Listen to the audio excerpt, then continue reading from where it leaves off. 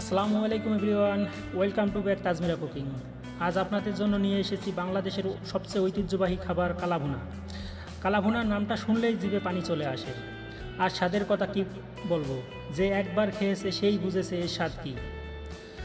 So viewers, চলুন শুরু করি আজকে আমাদের রেসিপি গরুর মাংসের কালাভুনা।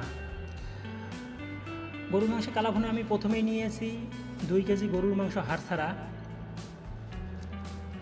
এতে অ্যাড করেছি 1 চা চামচ আদা বাটা, 1 চা চামচ রসুন বাটা, সামান্য পরিমাণ জয়ফল বাটা দিলে আপনার মাংসটা সফট করতে খুব সহজতা করবে।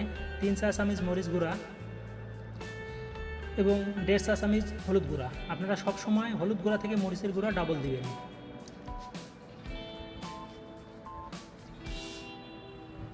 এর সাথে আমি অ্যাড করেছি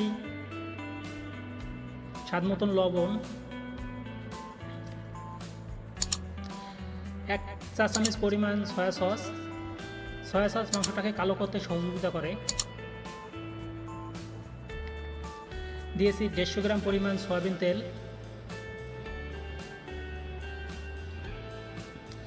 দিয়েছি 400 গ্রাম পেঁয়াজ কুচি। 1 কেজি গরুর মাংসের জন্য 200 গ্রাম পেঁয়াজ কুচি যথেষ্ট। দিয়ে অ্যাড করেছি গরম মশলা, সাথে 4টা শুকনা মরিচ। এখন একটু ভালো করে নেড়ে চেড়ে নিব। ভালো করে নেড়ে চেড়ে নিয়ে আমি এর সাথে অ্যাড করেছি হালকা কিছু কাঁচা জিরা।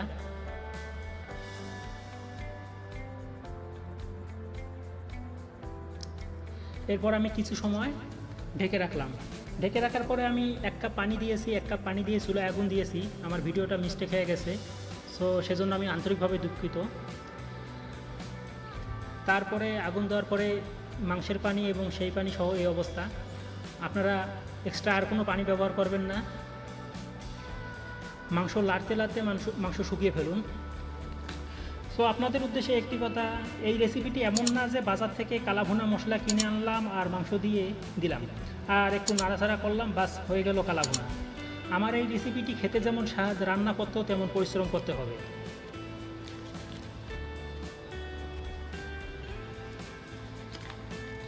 তবে আপনারা চেষ্টা করবেন লোহার কড়াইতে রান্না করার জন্য, তাহলে আরও কালো এবং খেতে আরও সুস্বাদু হবে।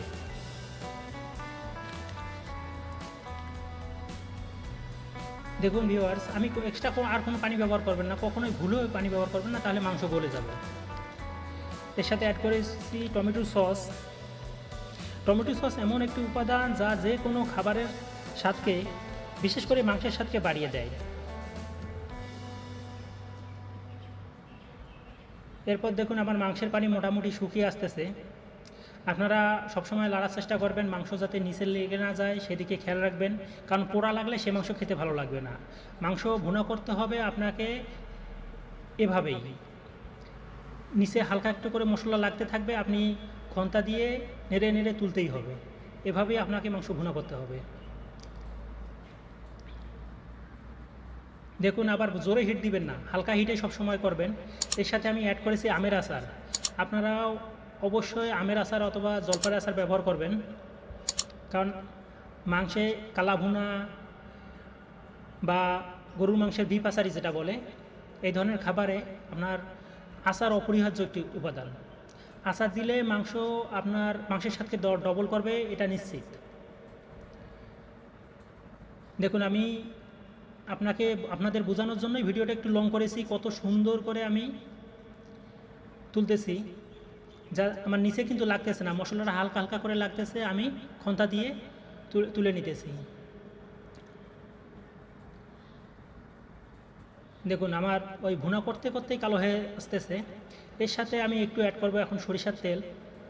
সরিষার তেলটা দিলে মাংসটা একটু মানে স্মুথ হবে, খেতেও আরও সুস্বাদু লাগবে। সেজন্য শেষের দিকে আপনারা সরিষার তেলটা বিশেষ করে অ্যাড করবেন। বাস, এভাবে হয়ে গেল আমার ঐতিহ্যবাহী গরুর মাংসের কালাভুনা। আপনারা একবার বাসায় বানিয়ে খেয়ে দেখুন, ইনশাল্লাহ সারা জীবন মনে রাখতে হবে। আপনাদের কাছে অনুরোধ রইল, ইউটিউব থেকে যদি আমার ভিডিওটি দেখে থাকেন তাহলে লাইক কমেন্ট সাবস্ক্রাইব করার জন্য, আর ফেসবুক থেকে দেখে থাকলে লাইক কমেন্ট শেয়ার এবং ফলো করার জন্য।